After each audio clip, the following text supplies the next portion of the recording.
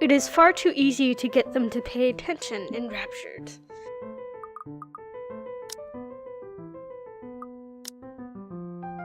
Hannah. She's 31, 5'7", rich, British, blah blah blah blah blah. Okay, great.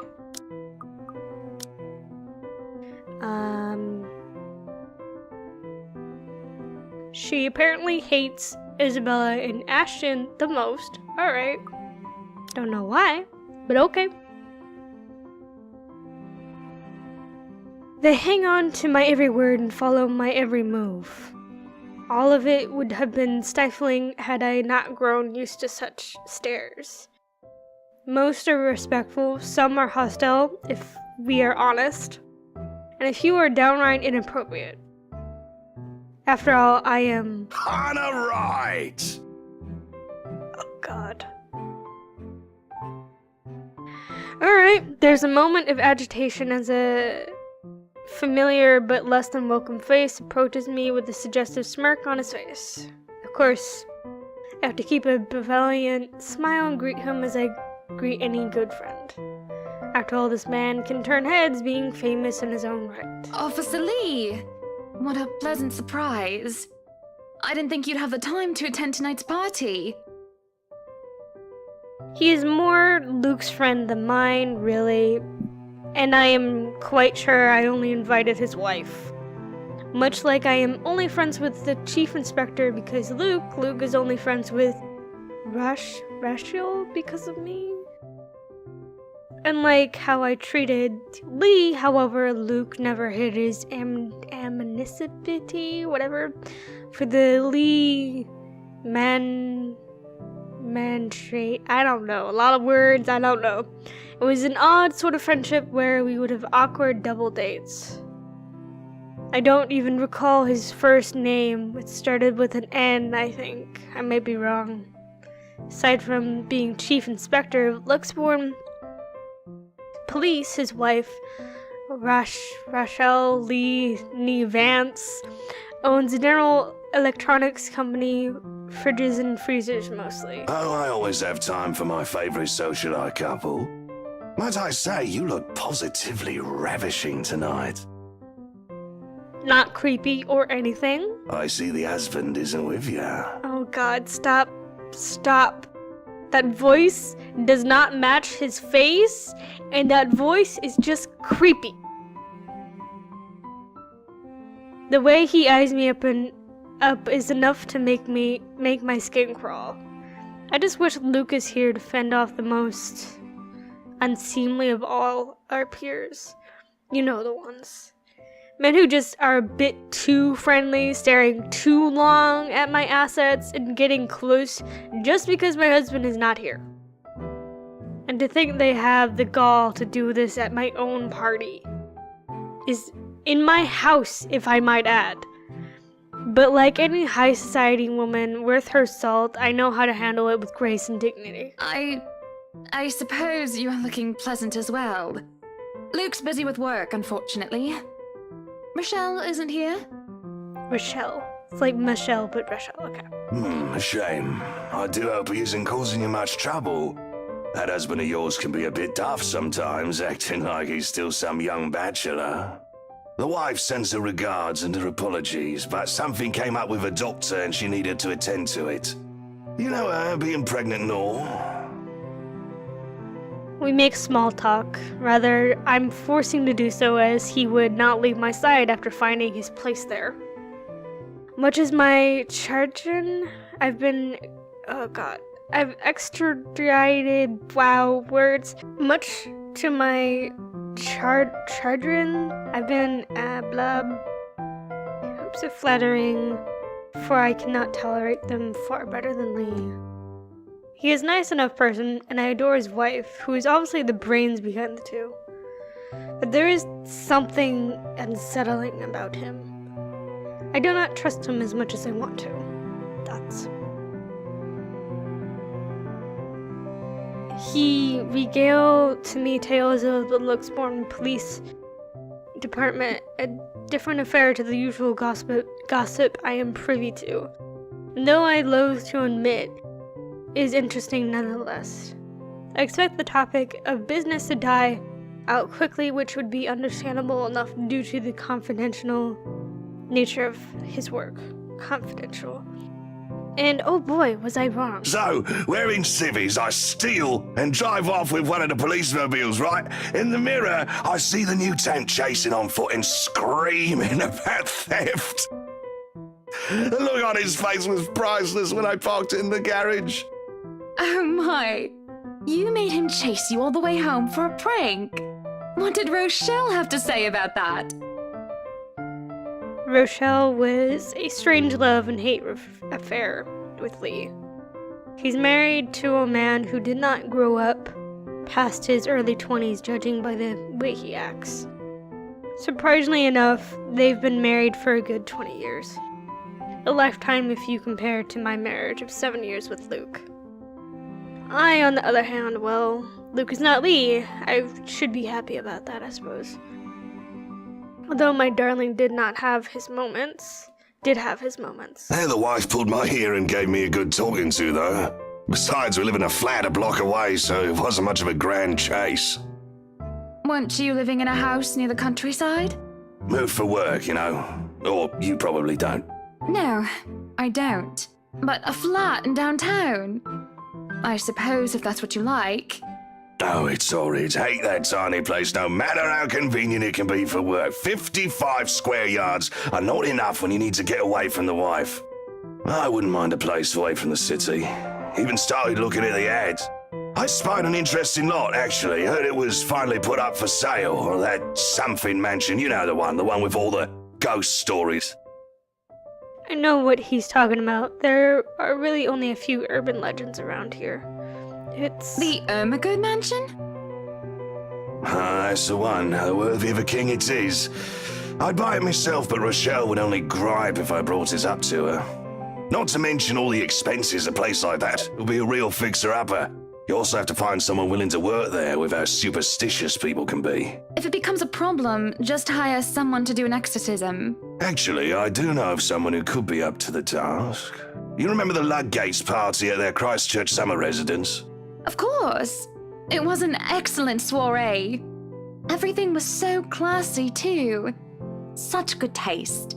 Oh, that place was a pigsty until they hired out this interior designer and they turned it into a bloody palace. She worked for the Exodus for their apartment in Soho too, and they recommended her when we were looking up pieces for our beach house in Porto Colom. I think I have a business card right. No, I must have left it in my other jacket. Anyway, she's called, what's her name? Marianne, I believe, yes. But truly, if anyone were to get that place in McCullough, well, they'd be the envy and the talk of the town. Well, if you put it that way, I might just snatch it up for myself. This place was starting to feel a bit small lately anyway. sure, a 3-story penthouse might not fit the definition of small for some people. That's okay, maybe a lot of people. But it isn't big enough to have grand parties in. As it is, I only invited about 30 people to this place, and it already feels cramped in here. It certainly would be nice if I didn't have to ride an elevator up and down several floors before I can get anywhere as well. Oh, all Luke's words and not mine. Besides, I have been looking for a good anniversary gift. Luke might like this one. Where is he anyway? October 21st, Friday. Luke is dressed to the nines as he usually is. He looks ready for whatever the day will throw at him. October 17th. So it's 2 days before they go actually to the house. Hannah right threw a party in the penthouse at the cache. The city's most powerful were seen, including Chief Inspector Harvey Lee of the Luxembourg Police Department. From him, the heard of a Ermengarde mansion upcoming open house and the interior designer. Okay. His butler and valet wait at his side just in case he isn't ready as he looks. Sure, that is normal. What is confusing me is the fact that he is on his way out of the penthouse, considering we won't have anywhere to go until much later. Where are you going? I am to attend the Triad Autumn Tasting. I do believe I informed you of this 2 weeks ago. Yes. And might I remind you that I had stricken that off your schedule? Because 1, the doctor told you to stop consuming so much alcohol. And 2, I informed you a few days ago about the open house we are going to attend in its place. I've even found this marvelous interior designer, Mary Ann McCullough. It's a 3.5-hour drive to Cardiff. I don't have time for this. This is like that little party you threw all over again. You don't inform me of it, and you expect me to stay and be a gracious host when I have business elsewhere. You know how I operate, Hannah. Unless this was penciled in, I am sticking to my schedule. If I may intrude, the madam is correct. Your physician did insist you moderate your drinking, unless you wish to incur acute pancreatitis. And you did have this open house penciled in last Wednesday morning. Bullocks, I don't remember doing so. Well, you did. While very hungover, in fact. He did. Moaned about me being too loud, but gave in about being pushed, with some pushing. Perhaps that is a bit too cruel and manipulative of me, but... Whose side are you on? Come on, Luke. You promised we'd do whatever I want this weekend. Gordon Bennett, fine. I am giving this house tour of yours a chance. But if it proves to be a waste of time, I am going to Cardiff, and you are going to take a cab home. Are we clear? It's just a bit of husband and wife tit for tat, isn't it? All couples have their arguments. Once the honeymoon phase is over, as they seem to call it, reality sets in that you and your partner might not see eye to eye. Perhaps it has been the years. 7 of them, nothing to scoff at. I just cannot bloody believe I agreed to this. I was really looking forward to the Triad tasting.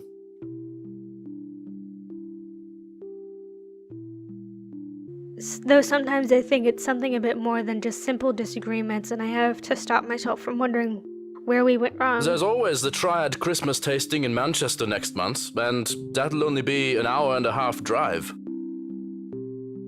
Have I been neglectful there? Have I offended?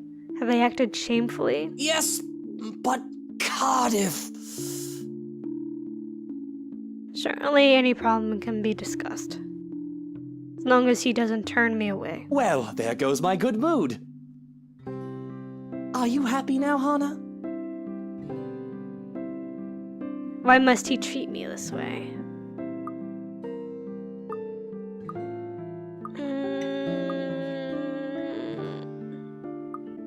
Okay, defending myself would only lead to more fighting, and I kinda don't want to.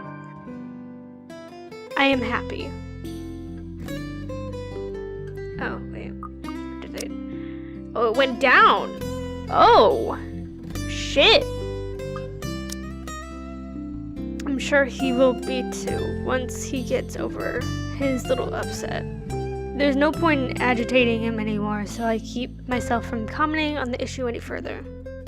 A sweet smile and a bowed head, no need to provoke. This is how I cope. So, when do we leave? Where are we even going? We're scheduled to leave after lunch for the Ermengarde Mansion. Das ist ja interessant. It's just Deutsch name. Is that infamous mansion? Yeah? I have seen it from afar. It's a huge property. Very beautiful if it wasn't left abandoned. Certainly a house befitting lords and ladies of the land. A house good enough for nobles, huh? It is well known then? I guess that doesn't make it a total waste of time. Our old sous chef mentioned going there for Halloween last year. We've not seen him since. Not that I mind. He made terrible pumpkin soup. I smile even as they turn their backs to me. The ride to the mansion is quiet, with Luke having stared out the window the entire way, not paying attention to anything around him. Meanwhile, I am conflicted. I don't know if I should apologize for changing his plans like that, but by the time we arrive at the mansion, I see his eyes light up in genuine interest. Apologizing is the last thing on my mind. The whole affair with the Ermengarde mansion is certainly an interesting experience. The place had been renovated and restored by the owners to what they claimed to be acceptable standards. The mansion itself looks like something befitting a fairy tale or a period piece. It is tastefully decorated with a little bit of love and attention. I'm sure it can be a place Luke and I can call home. A number of other prospective buyers that have come from the powerful and wealthy of Luxborn certainly did not disappoint, making this estate as prime property. The Lees are amongst the group who went with the Rose woman, and I saw a few other noble faces, though I did not really feel like mingling. Unfortunately for every one of them, the Wrights are interested in buying. Okay. What's been bugging my mind, however, is that Isabel. What is her name? What is her problem? I still don't quite understand what is happening. One moment, she's scrambling to give us the paperwork to finalize the sale, and then she's panicking over some sort of prank letter or another. Dear me, is Isabel all right? It is apparent that the way she shakes by the parlor, the pallor of her skin, something is really shaking her up. Isabella, do you need me to call that ambulance? I'm worried, but it will be best if she is attended to by someone who more familiar to her, like her partner. But even then, the girl refuses Rose's offered drink and looks just about ready to make a run for it. No, I'm just feeling a bit out of it. Excuse me, I'll be back. I just need to catch my breath.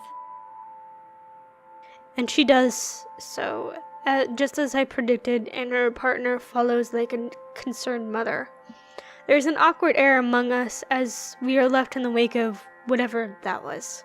The others murmur and gossip with each other, speaking of the poor daft girl and telling the tale of whoever was not audience to the act in the first place. It doesn't take too long for the woman Rose to return and pull us aside into the study for what I rightfully assume is damage control. Oh, I just realized, like, she does die, but we're gonna see what happened to her when Isabella left. So, okay. Rose invites Marianne into, hoping to apologize to her as well. But the woman refuses, saying she's not one of her clients anyway. That leaves myself, Rose, and Luke. The last, all too eager to make himself comfortable in a study he's no doubt already claimed as his own. I can't apologize enough about what just happened. Please forgive Isabella. She's been under a lot of pressure lately. She's young, and all those rumors about this being haunted just got to her head. And it must be this terrible heat, too. Not a drop of rain for days now. Are you sure it is wise to just let her go like that? Where is the poor dear? She might get hurt. She's more likely to hurt somebody else, given what just happened. I told her to sit down and take a break. Already rang someone to pick her up, too. That might be for the best, dear. But please, we're here to talk about the mansion, yes? Why, I absolutely adore it. Don't you, Luke? Some of the rooms will certainly have to be repurposed. We want to change the appliances and have Marianne lead on the decor, but the whole thing is just lovely. I guess. It's certainly a lot roomier than our penthouse. Exactly. Lots of space for guests, parties, a lot of room for little ones to run around too. Let's not discuss that right now, Buttercup. Anyway, I do think it would be a shame to let this mansion slip past us. But you haven't even finished touring the house. Well, we like what we've seen. I'm making her job easier for her, am I not? No need for loans or long price negotiation. We can just sign a contract and close the deal. Really, you'd think the woman will be more happy about an easy sale.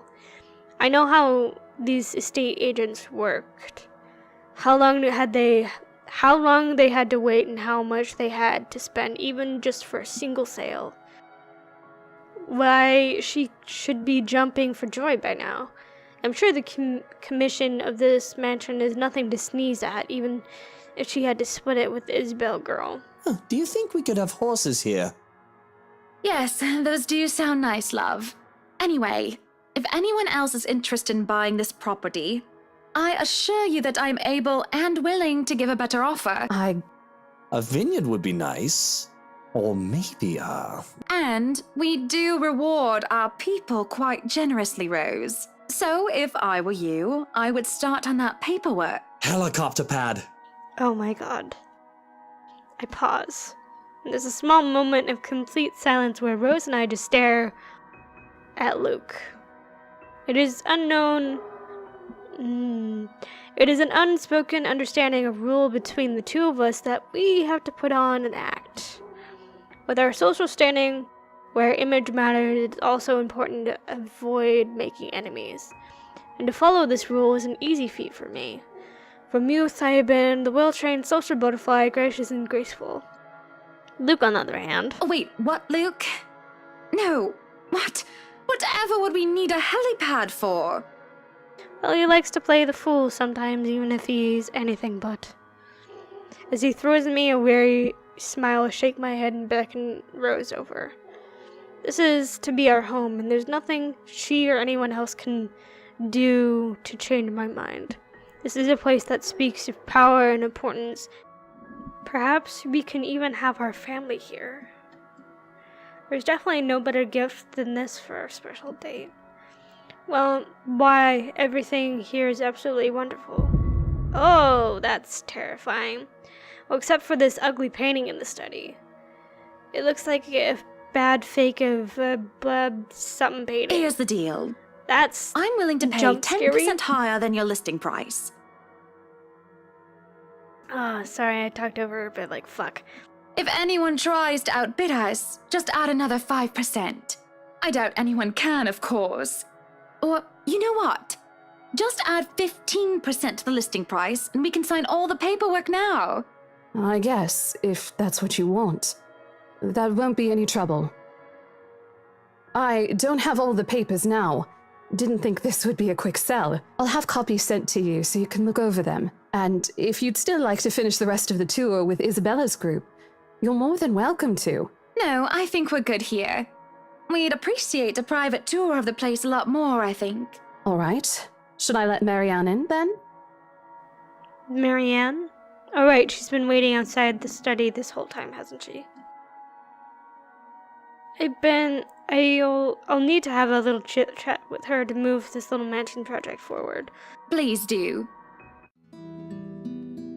There's a look of apprehension when the other woman enters the study. Yet like a professional, I see the moment when she steels herself and masks her worry. Admirable. We have this project then? Of course. Will you be needing anything from us?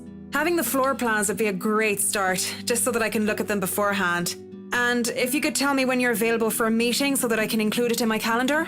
Oh, is a meeting really all that necessary, Marianne? I guess we can send Johans to help you out. You two can start by getting rid of this God ugly damn it, painting. stop jump scaring me, that shit just falls upon the room at my request. What painting? Oh, really? What painting? Oh.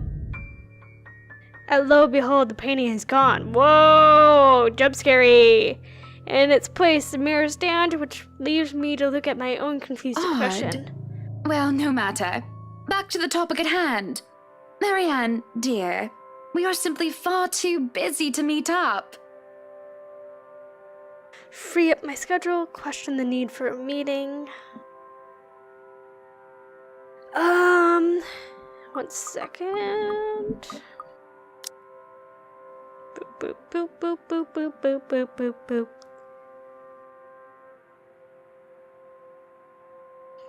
I mean...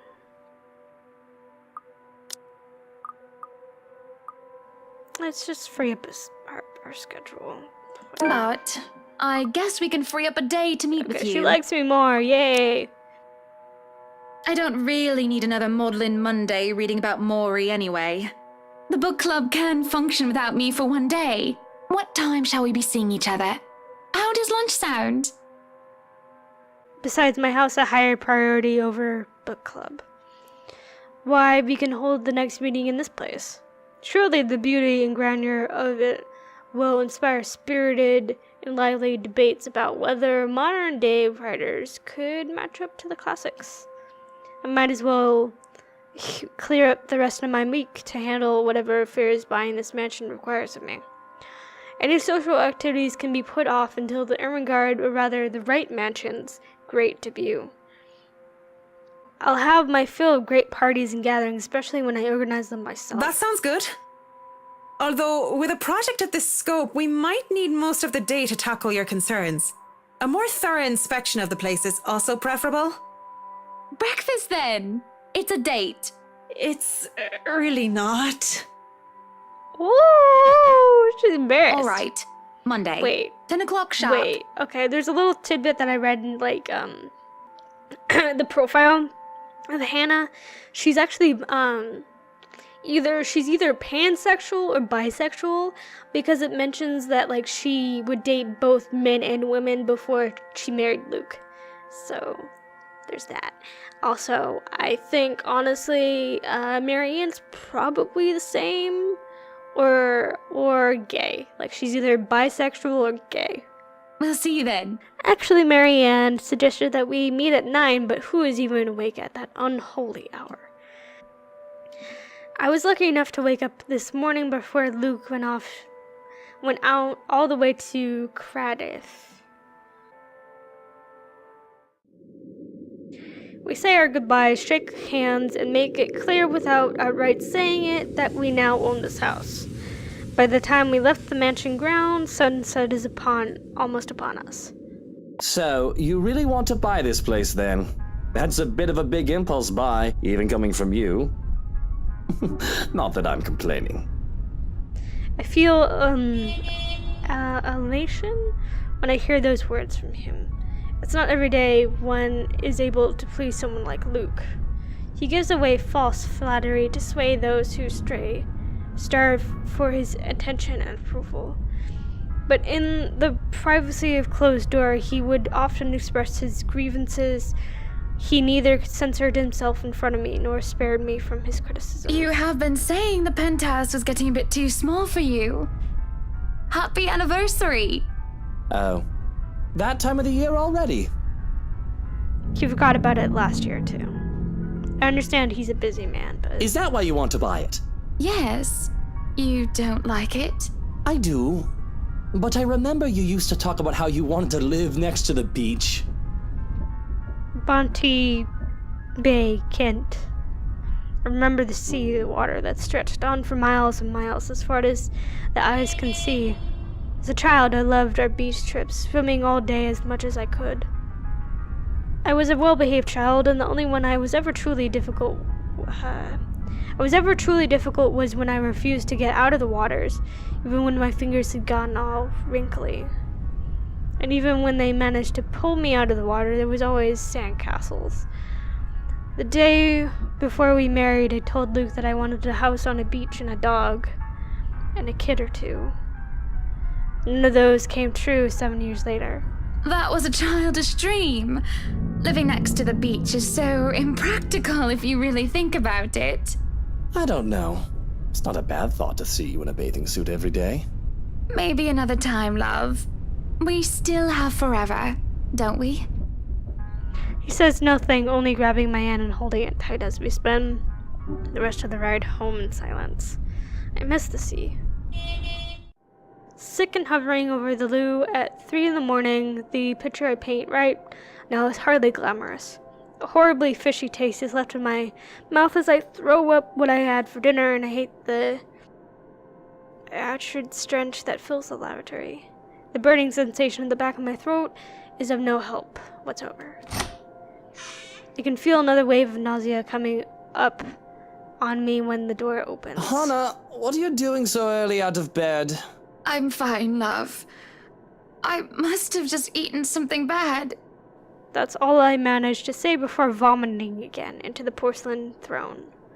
Lovely. Just go back to bed, Luke. I'm going to clean up here.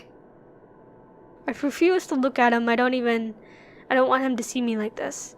The last time I've had a horrible morning retching into a toilet was during my college years, being the life of the party. Thoughtless and shameless, I had thrown away months to frivolous merriment and pointless hookups. I didn't even retain any of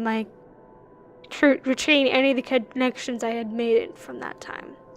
Sure, they still know me, and I still know them, and we still do business from time to time, but I've lost touch with anyone I didn't see on a daily basis. I hardly have any of the friends I had when I was still Hannah Evans.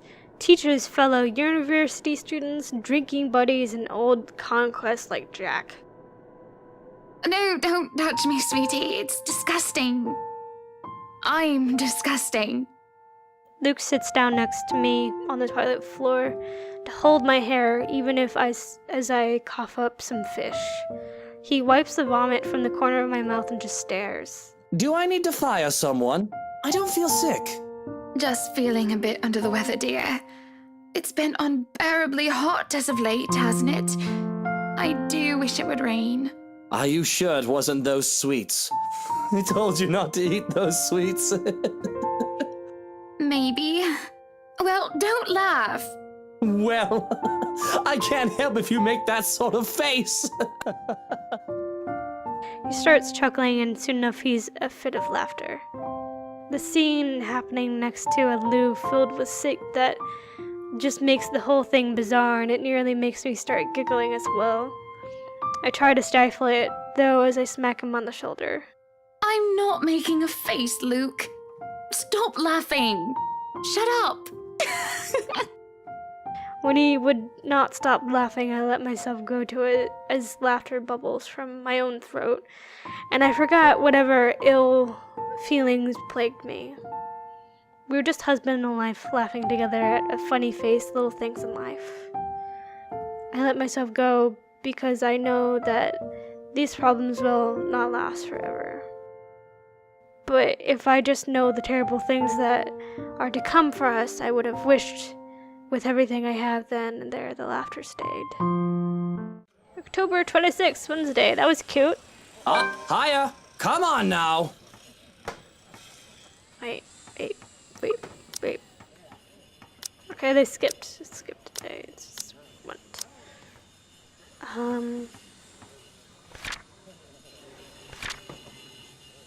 No, okay.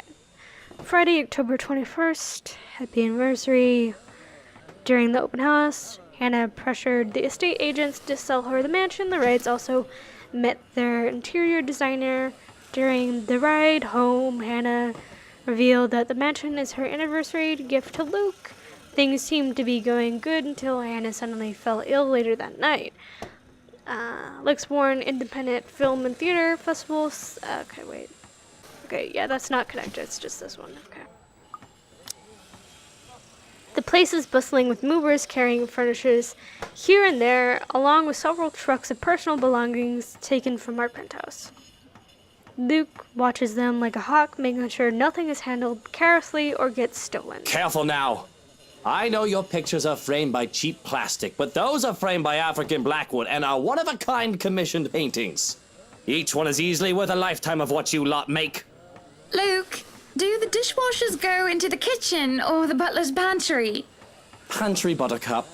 Careful, that's Emma No, you there, put that down. You do not manhandle a Napoleon Abueva.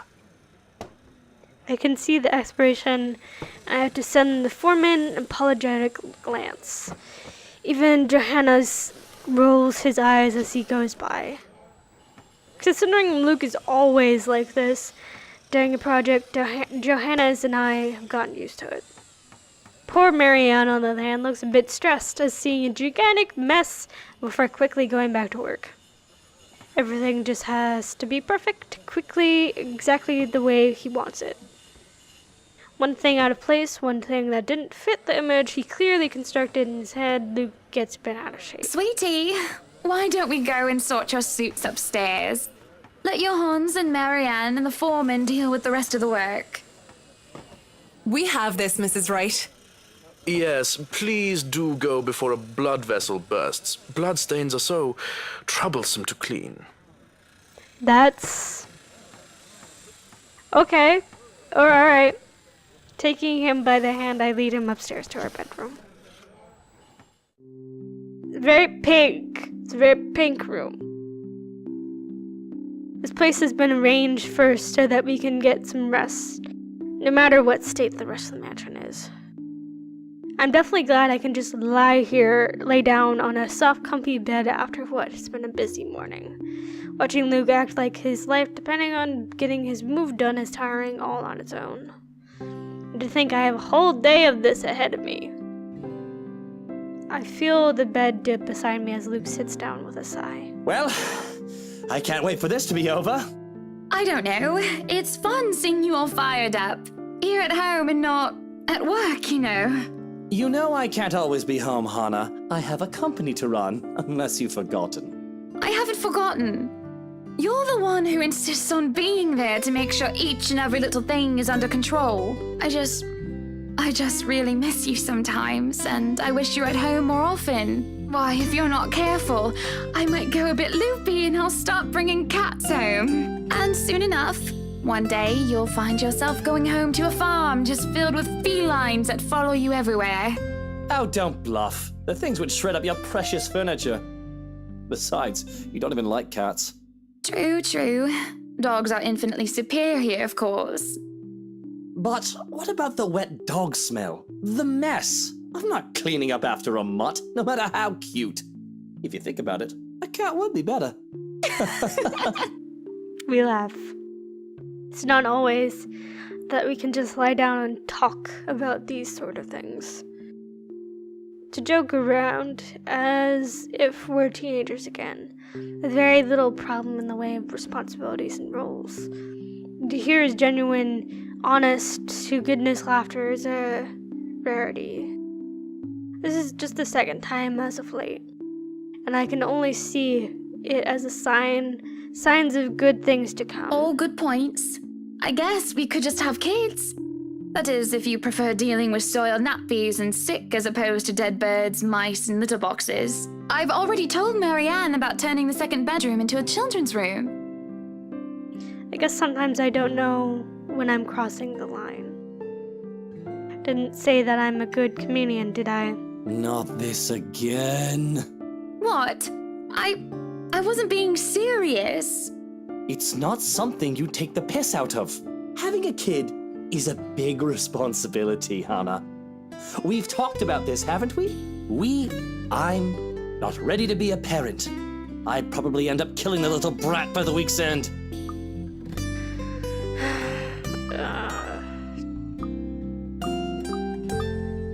Fuck Luke. God, like he's so pretty. Like fucking seriously? Branching tree.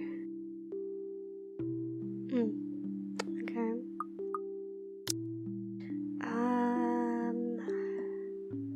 What should I say? I need to. I don't know. I don't know where this relationship should go. He'll be a great father. I apologize for bringing it up. He'll be a great father. Carly likes you well enough. Oh yeah. Yeah. That's what I thought. The mention of our little godfather places a conflicted look on his face. Sometimes it is cute when he denies having a soft spot for a little girl. But then sometimes it's sad, and it makes me wonder what happened to make him think so poorly of himself in this regard. Yes, well, it's Kylie. The tyke likes everybody and, on the off chance she doesn't, likes them well enough as long as they buy her sweets.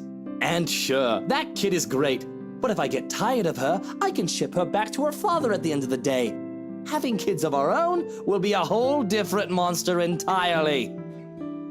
I've never heard him talk about his father in anything but a business context. I recall Damien Wright kept hearing about him from his own father even before I met Luke.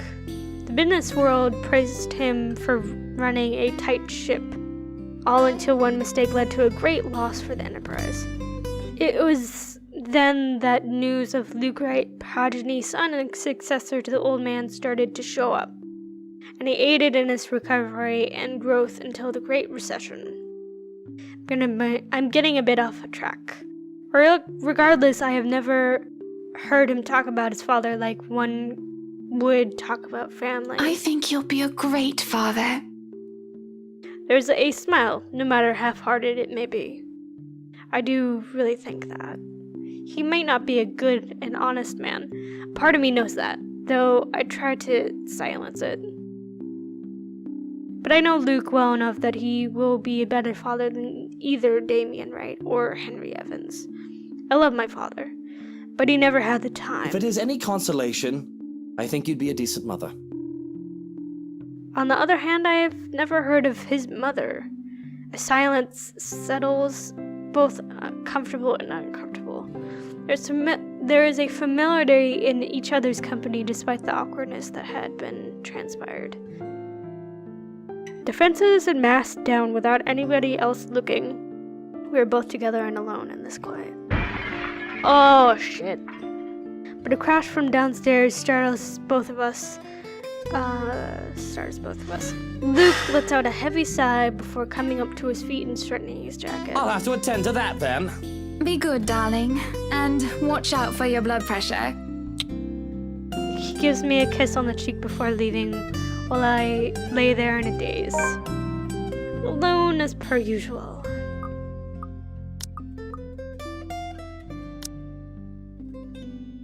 Oh my god, that drawing is so cute. Look at them. Look at the faces. Sorry.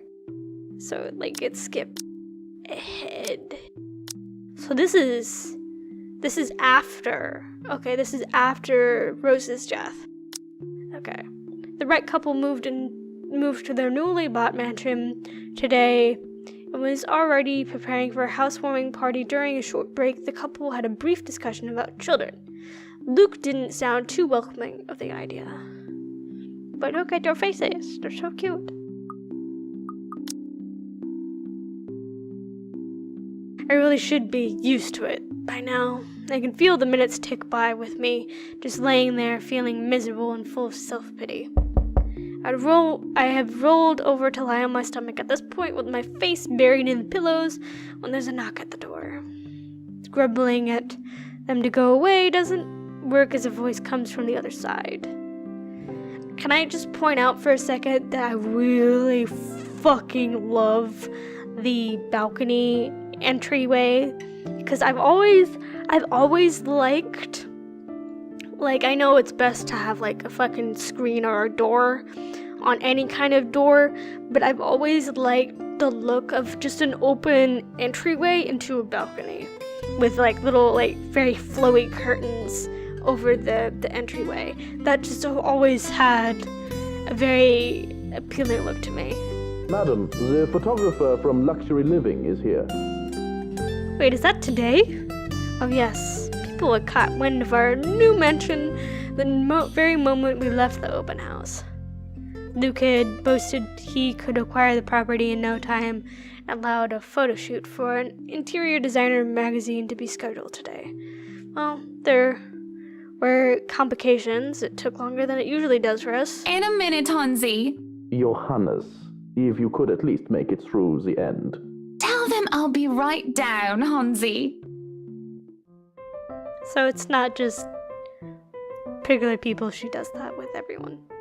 The name thing, because in the first chapter with Isabel, I think how she properly pronounced the name is Isabella or something, or Isabel. Either way, she pronounced it the wrong way. The mansion grounds has been one of the first things to be fixed up aside from the bedroom. Although it's still work in progress, it has promising start, and I can already see the flower patches. Luke favored daffodils standing out easily, having been transplanted from the pots that used to litter the rooftop of our penthouse. Why, if the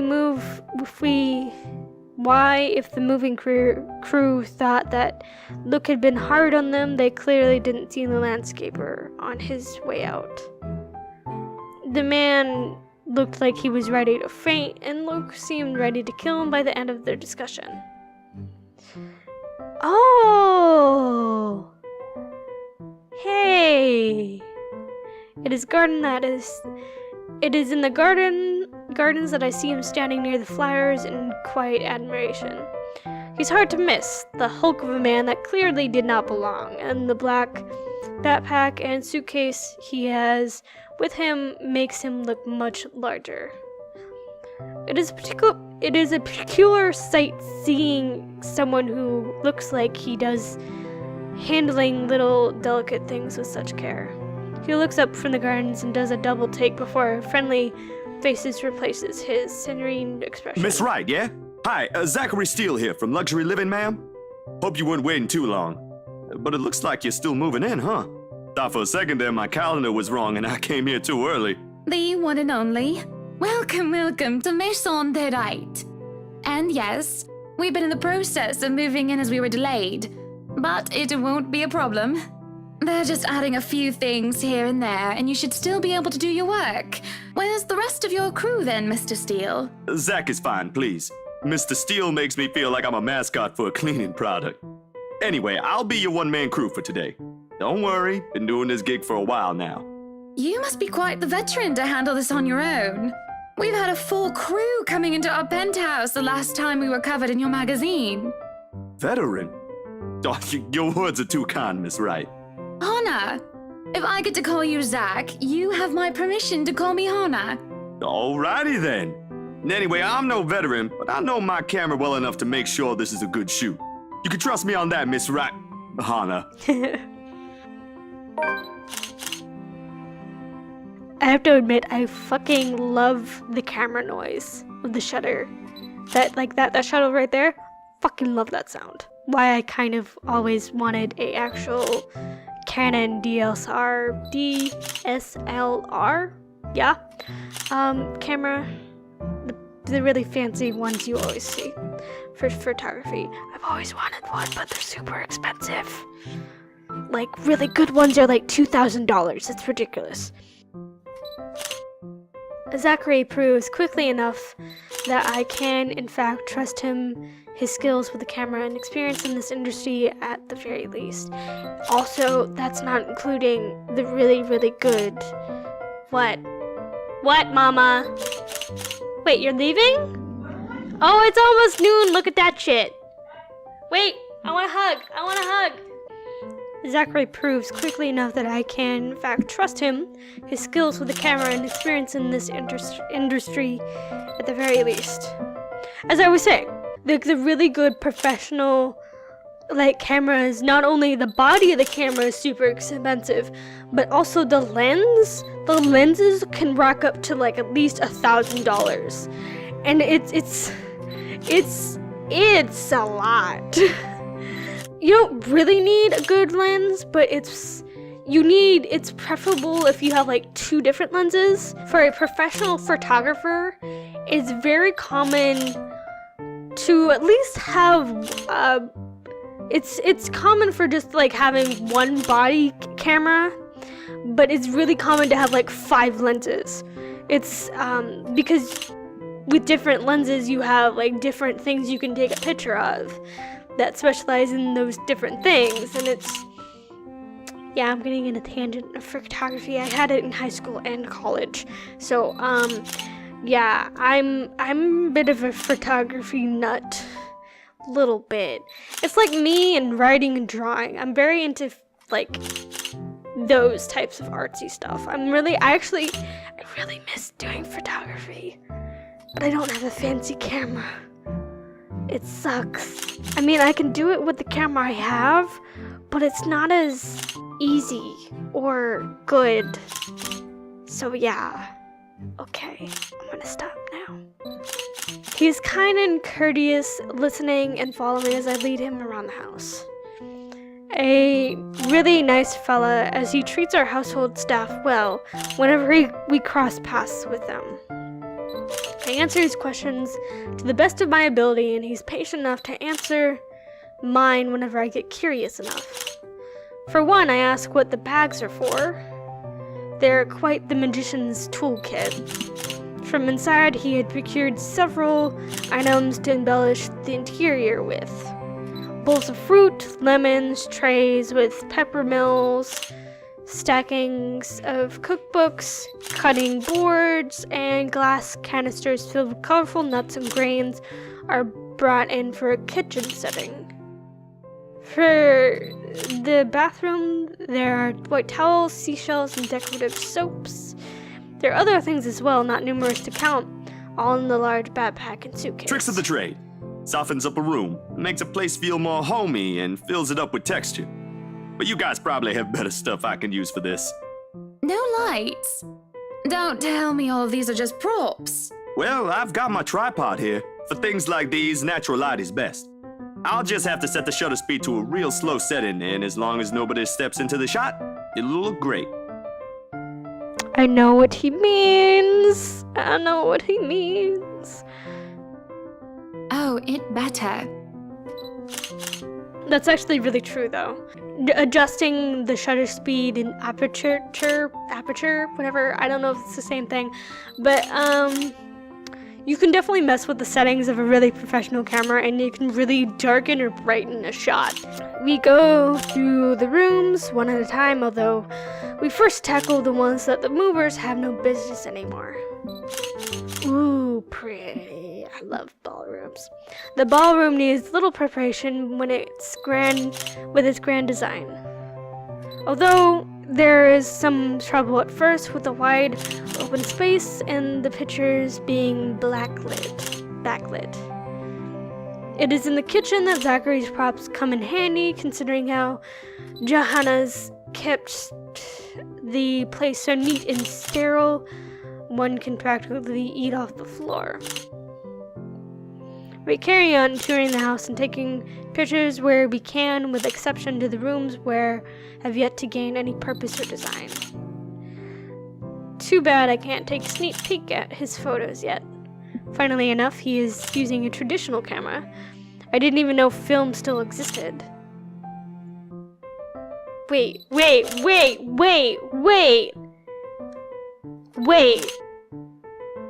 With the way funnily enough, he's using a traditional camera. I didn't know film still. What? He's using film? My god, he is good. If he's using film and not digital, oh my god. You have no idea how hard film is. With the way he speaks, however, I can see that he knows enough about his craft that I'm not too worried about the botched photographs. I imagine photography must be a cathartic for him, judging by how at ease he looks while taking pictures. So it's like therapy for him. There are small snippets of conversation in between the clicking of the camera. He even goes far as to talk about these terminologies like shutter speeds and aperture. I know these! When I asked about the technical aspects.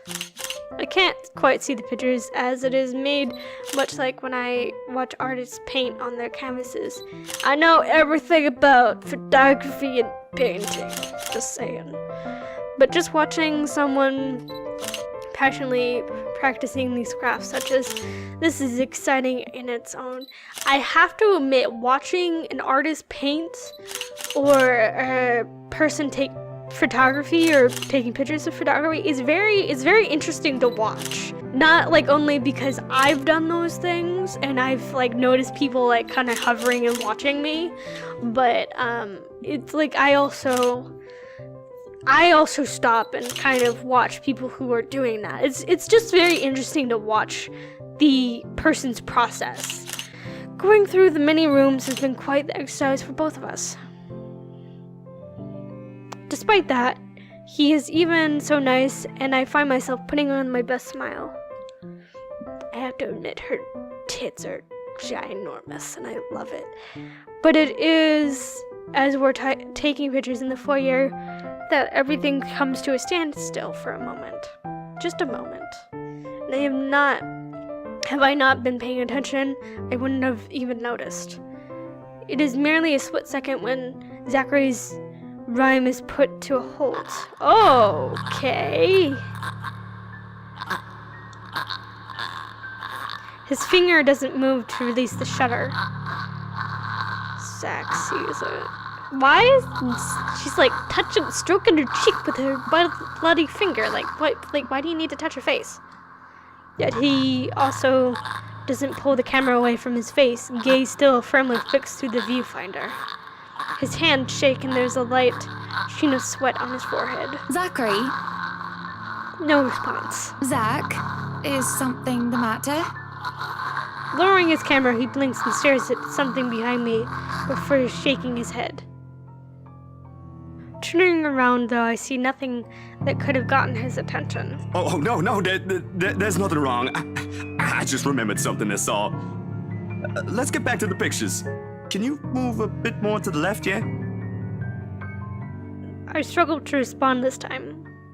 There's a sudden weight on my back and an indescribable tightness around my throat. Everything stops.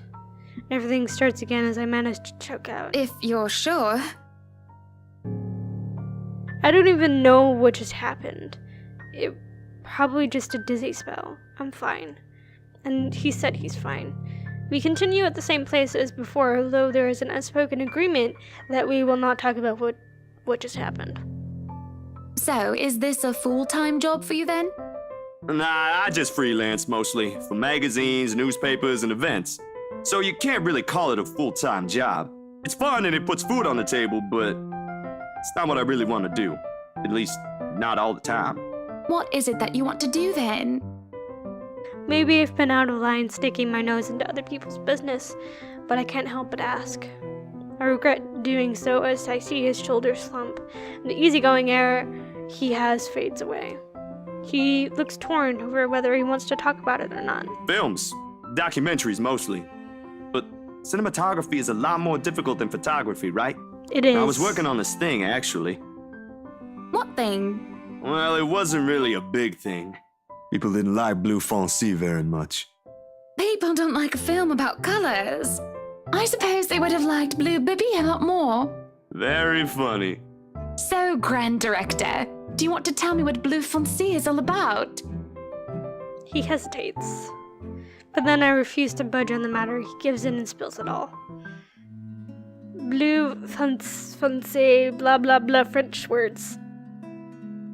Dark blue is the darkest hour of the Black British. He speaks with passion of one who has gone through the very matter he is concerned with. There's a conviction, knowledge, and experience in his speech. Why, I wouldn't have told him that he is an amazing speaker if only I wasn't so engrossed listening. Prejudice and discrimination in schools and in the workplace. Lesser chances for opportunity and higher chances for being treated like a criminal. Also a problem in the US, just saying. He spoke of blacks and people of color in general still being treated like second-class citizens. All because of the color of their skin. It is all just positively riveting. It's sad. It comes to a point where he soon loses steam. He looks abashed, realizing he had just done. Sorry, I just got so carried away and... It's fine. It is really so fascinating to watch people talk about their passion after all. I have to agree with that. You should see how your eyes light up when you speak so fiercely. You do have very beautiful eyes. Uh-huh. Thanks, I guess. I want to say that I understand where he's coming from, but I really don't, do I? I was born with a silver spoon in my mouth, and I've lived a charmed life. It hasn't been perfect, but the difficulties have been through pales in comparison of what others experience on a daily basis. I certainly don't know how I would have fared were it any different. Would I still have met Luke? Would he still have loved me if I was any lesser? What was your home like? These things you talk about, it sounds like you've Well, I don't mean to pry, I mean. Live with my older sister and my grandparents. We had a shop selling all sorts of things below our flat. And well, I was one of the few non-white, non-British students in class. I didn't get pushed around or anything straight up. Even then, I was one of the biggest kids around. But a pencil and notebook would go missing, you know? Ah, that I knew. Children can be so cruel at times. Of course, it may be a slightly different story when you have personal guards and the stolen item is not a pencil but an expensive heirloom. So what about you? How you liking your new house? It's pretty impressive. It's nice, I suppose. You suppose? Not big enough? What? No, oh, don't be a bully. It's just that. I understand if you don't want to talk about it.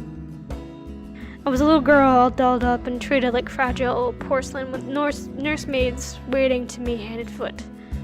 All the material possessions anyone could ever want, I could ask for on a whim, and it would be handled to me just like that. But I barely saw my parents.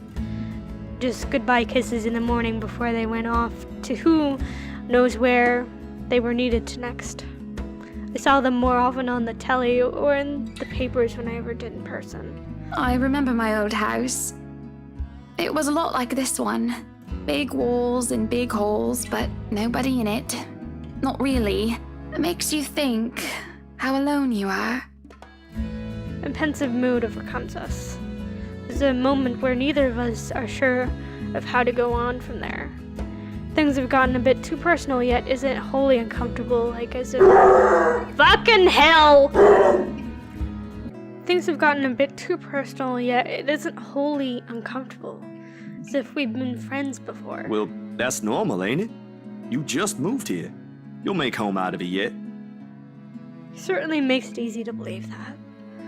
My childhood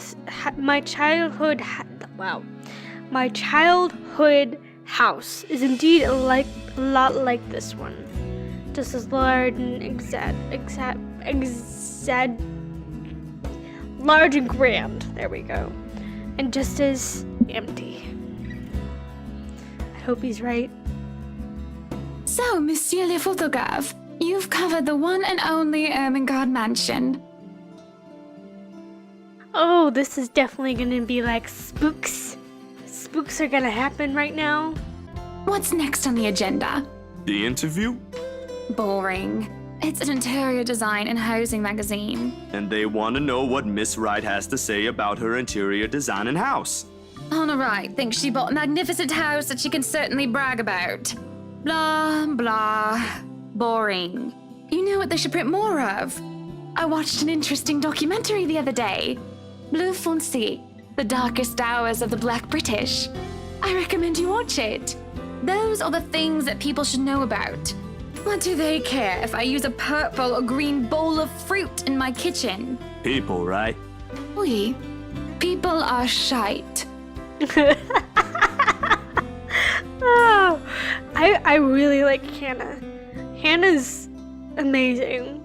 Like, I thought she was a prissy bitch in the first chapter, but she's actually a decent human being. What do you think? Do I look good with this angle? I strike a pose while he's being busy, looking taken aback for a moment, probably not expecting me to just go and say such a crass word. But he recovers quickly, and after snapping a few shots, he grins. Yeah, vous êtes belle. You want copies of these ones? Yes, please. So, the big boy knows French. You must have wooed a few ladies. Unless you're into gents. Either way, French is, after all, the language of romance. Oh, I don't know about quoting fancy poetry, but I've made lunch for a girl before, and they did like that fancy French cuisine. Can you cook your best? I can cook just about anything as long as I know the recipe. C'est magnifique. Oh my god, they're adorable. It's been too long since I've had a nice and proper chat with a good friend. No, Lee, certainly not a good friend. And although we've just met, Zachary is sort of who can probably befriend anyone. She's just a comfortable person to be around with. And a bit too comfortable. The photo shoot went by a breeze. And somewhere along the way, as we talk and laugh, I find myself getting a bit too close without realizing. He'll give me this strange look before I back off, and he'll go back to asking questions after I agree to do his little interview. And it's just odd. Well, no. Me being friendly isn't that odd. That's how I am. Zachary is one that's being odd. Why anyone else would absolutely welcome the extra attention I give them. He, on the other hand, looks almost flustered about it. He should be used to different personalities by now, having to deal with various people when he works. And if not, he needs to start. Perhaps nobody has taken him attention of his kind. He's a big boy. He should be able to handle me. All it is a friendly touch here, a pretty smile there, a gentle swaying of the hips as I move around. Zachary grew more red every time he noticed. I being mean, as I find enjoyment seeing him unravel, perhaps. This went on during the interview and beyond that. There's nothing wrong with what we're doing, right? Zachary and I are just having a playful, friendly chat while enjoying the outside view. At least that's how I see it. I'm sorry, but I'm really getting distracted. Could you maybe stop doing that? Stop?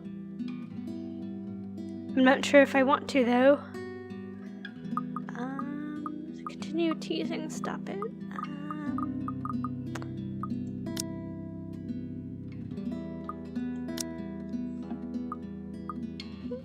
I'll stop teasing, Zach. I'll stop if it makes you uncomfortable, sweetie. Okay, Zach liked that more. Okay, good. Sorry. No, I should be the one apologizing. Why, you're a shy one, aren't you, big guy? It's not that, but... He gestures to the ring on my finger and lets the fact of the matter hang heavily between us. Being told implicency that I am being too forward is not a common occurrence. I think I'm more stunned at the fact that he pointed it out rather than, well, just getting rejected. Not that anything is going to happen between us in the first place. I was just going to do some harmless flirting, right? So, you've never had a girlfriend? No. No boyfriend either. You know, just in case you were gonna ask for that one next. And you haven't even had your first kiss? Not a one, ma'am. Oh my god! I love him so much. That's so cute. That's so cute. I'm sorry, but that's cute. That's adorable. Now I need to, focus on getting him into a relationship for the whole game. Oh my god, that's adorable. I hope that's an option. Do you want to have your first kiss today? Oh my god. Hannah, you need to stop. You need to stop. I can't help it. I really, really can't. And I'm going to apologize lots later. Surely, by the catty smile on my face, it is obvious that I'm just pulling his leg. I laugh, I fail to contain, certainly gives it away if it still isn't obvious.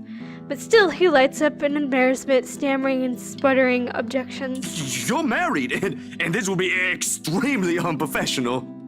I never said I would kiss you, silly.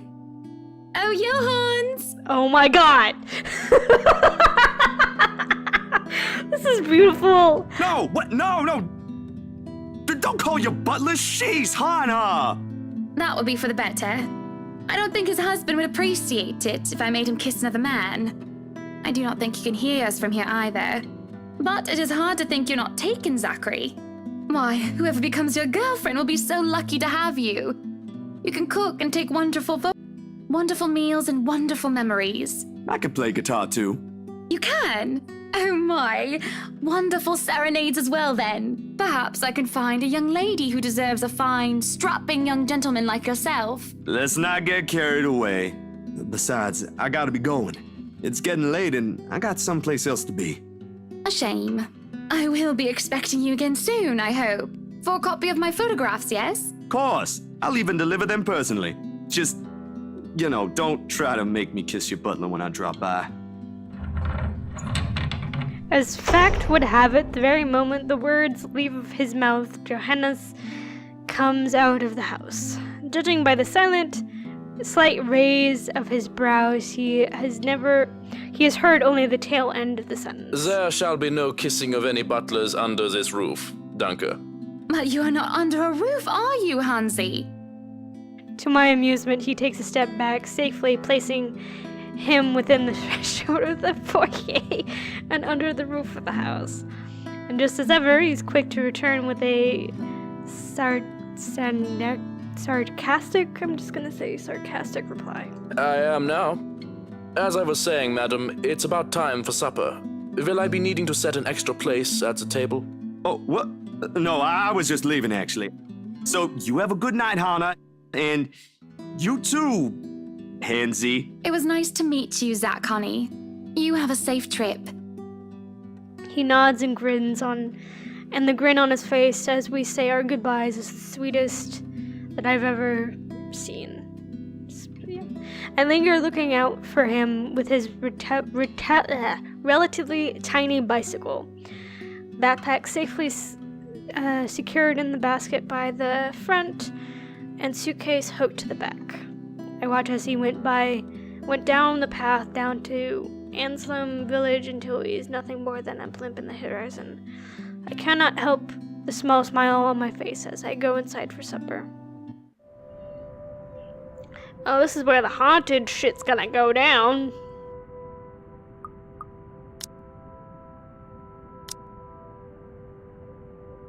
Hannah met Zachary Steele, a freelance photographer from Luxury Living and Interior Designer magazine.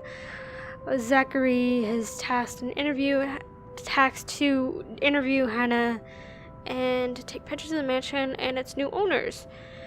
What should have been a professional meeting ended up being friendly and perhaps too personal. Entering the dining hall causes me much confusion. It is dark. For a moment I thought the electric work is not up to par, but that clearly is not the case, as every other room is bright with artificial light. Finding the light switches monumental task considering the size of my unfamiliarity with the room. To make matters worse, the darkness grants the room a different atmosphere, eerie and frightening. It takes longer than I thought to find the switch, something that will have a rectified later on. My skin starts to prickle and there's a distant feeling of being watched. It unsettles me and only spurs me on with my search. When I do open the lights, there's a hiss. I'll turn the lights down, woman! Oh God. There at the end of the hall is my beloved husband with his face in one hand and glass in the other. Perhaps I can let it go if it's only one glass of wine. However, I could feel myself go livid after seeing the toxic green liquid gleam mockingly at me. Luke, what? Are you drinking absinthe? You know what the doctor said. Absinthe, Luke. Are you actively trying to kill yourself? Because if you are, we can just hit you with a bloody car. Honeybee, Buttercup, not too loud, please. Oh my God. Besides, it's Lelouch, not too strong. Just hair of the dog that bit me. Helps with the hangover, dearest. You drank? When? This morning, love. Don't be mad. I just needed a few drinks, having to deal with those simpletons. And maybe I had one too much. You don't see me whinging about you leaving me to handle them on my own. I had to attend the photo shoot and interview with Luxury Living. You know that. Let's not make this about me, Luke. This is about you and your drinking problem and... Oh, I don't know, Hannah, darling. What if my drinking problem, as you like to call it, is linked to you? If we think about it that way, this discussion is about you. That was pretty mean of you, leaving me alone to do all the work like that. You can't use the interview as an excuse either, honey. I was informed the moment your little interview was done. So, what was it then, What were you doing? you're gonna be, should I tell the truth or tell the little lie? He needs to stop with this little hissy fit. And fuck him. Oh my god. I was oh my talking god. to Zachary, the photographer for Luxury Living. I don't care if the relationship goes down. He's being a little fucking bitch. I have no reason to tell lies. It's not like I'm guilty of anything. But as Luke's expression turns, he makes me feel like I actually am to blame for something. He has a way of making me laid bare with just a look that had really struck me when we first met years ago. That giant Negro? Oh my god! He did not just use that word. Oh my god. Fuck Luke. I'm gonna kill Luke. I'm gonna make all decisions so he's dead. Oh my god. You were having a secret meeting behind my back and it was with him? What are you implying? I'm implying nothing. Yeah, you are, you little bitch. I'm just worried. You know better than to trust those media types, Buttercup. He must have been really friendly to occupy your time like that. But all he's looking for is his next big headline. He's a photographer for an interior design magazine. Doesn't matter. You let one little thing slip, one wrong move, and it'll blow up in the telly in the morning. He'll go to his journalist friends to gossip and make a quick quid. His eyes were the first thing I noticed about him. They were like nature, the grass and the trees, wonderful and breathtaking. Now as I look at him, they're nothing but the same shade of green as the bloody damn drink in his hand. He was a perfect gentleman, Luke. I can't say the same for you as of recent. Excuse me again? We're talking about you, Hannah. Oh my god! Oh my god. Oh my god. I can't. Oh my god. Oh my god. Oh my god. No, I am pretty sure we were talking about you and your drinking problem, Luke, right? Hangover forgotten. During the course of this little spat, the man jumps to his feet and seethes. It's like he's barely stopping himself from throwing the nearest thing he can find. Oh, it is not a problem. I can stop whenever I want. And even if it was, I think you can very well stay out of it, as it only affects my own kidneys or liver or whatever the bloody hell that shite pollutes. Whatever aftermath that occurs because of your little chit-chat with the Negro affects the both of us, however. Look, Luke, nothing will happen. You have to relax. It was just a friendly chat. Well, now I think I'm getting jealous. Or I would be if it weren't for this damn headache. Maybe you should drink more. Maybe. Oh my god. I just can't. Supper is spent in silence with nothing but the occasional sound of silverware. A grand feast has been served, well grander than usual anyway, most likely to Luke's complaints of stress. A platter of native oysters for starters, and a trench of turbot with purple sprouting broccoli, lemon, capers, and anchovy sauce for mains. To finish it off, black tea and golden syrup sponge pudding with custard. Why are you teasing me with these good drawings of food and descriptions of food and food? But when our appetites are appeased and the plates are cleared away, Luke stands, kisses me goodnight, and leaves me to stare at my half-empty cup. Lonely in the lull of night, I sit in a house too big and too empty, foreign and unwelcoming. Even with its warm tone and homely decor, it feels cold. There's no need for tears, however. I know I can get through this like every other obstacle I've faced before. It's a minor setback, and what I told you will be a long and happy life. To remind myself that this place is for Luke and for our future children fills me with renewed vigor. Besides, it looks like someone is having to cry already. The wailing is far away and muffled.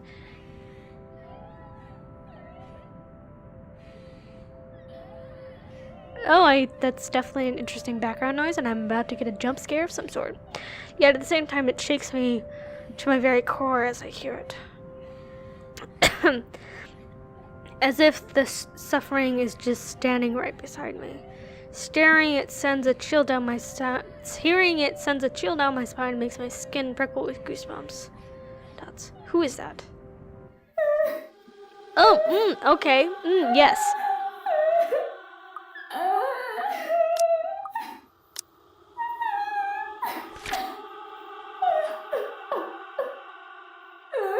During supper, Hannah found Luke drinking absinthe, and this has caused an argument. While Hannah is angered by his husband's drinking problem, Lucas was suspensive of wife's activity, having not been the whole afternoon despite finishing luxury living's interview early. Then there was this crying woman. That's some good crying acting, man. That's believable as shit. Oh, awesome, nice. And into the wine cellar hatch. Hello? Is anybody down there? Curious and concerned, but there's no way I'm going down into the dark and human underground. I'm not as enthusiastic as Luke, who considers himself quite the connoisseur. However, wait.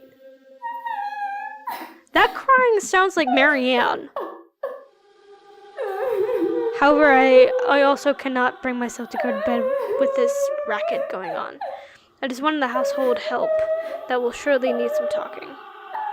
After all, this couldn't be the first time I've gone and found one of the maids sobbing their eyes out over one thing or another. As professional as their staff are, they are still human. More often than not, it was either Johanna's or I calmed them down, who'd help them figure out how to go on about things. Unfortunately, I'm not in high spirits right now, so I'm not wholly benevolent. So, oh, Christ, okay, let's look at the tree. Wow. Oh! So, I'm guessing that the bottom one is I don't do anything, I just call them out. The other one is I open the hatch. Fuck. I'm gonna open the hatch, but I'm gonna save. Yeah, save, cause I just want to be sure. I'm gonna open it, see what happens. I just want to. Yes, I was correct. Open the hatch. All right. I may not be going down, but there's no point in talking through closed doors. Or hatches in this case. The thing refuses to budge at first until there's a soft click and it easily swings open. As I lift up the hatch and look down into the cellar, a sense of uneasiness washes over me. Oh, we're about to get jump scared! Oh yeah! It isn't just the sudden onset of vertigo and nausea, but also the darkness. It's suffocating. As I look down, it feels as if I'm looking back at me. I worry about something will suddenly pull me into the deep. I can hear her whispering, "Help me." Oh, yep, calling for me. Okay, she wants me, needs me. She wants to drown me, pull me down, and suffocate me in her embrace until I sink to the bottom. This is not creepy or anything. I don't trust this. A deep abyss waits, inviting yet foreboding. I am slowly backing away from the screen. She's calling to me from in there, isn't she? And I do want to help, I do, but the shadows threaten to creep out, and feeling the blah blah blah keeps me in place. Already, it paints the room in a darker light. Dots. There's a lurching sensation, and the feeling that follows after is hard to explain. It feels like I'm watching myself from the sidelines, specular of my actions or lack thereof. I will myself to snap out of this detached feeling, to move to anything except stare at myself. and for a moment I see the look of fear on my own face. I'm back in my body, and the hook in my stomach is no longer the only one. There are hooks everywhere, tearing and pulling at my skin, flesh, and bones. They pull at me in every direction, and it hurts. It hurts so much, but I can't bring myself to scream out. Help me. Oh, no, what? Duh, shit, no. Shit.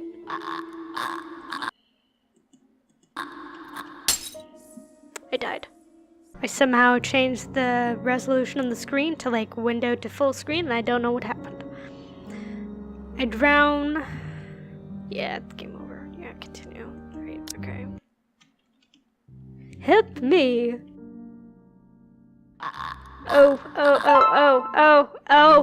Z, bitch! V. Magical typing.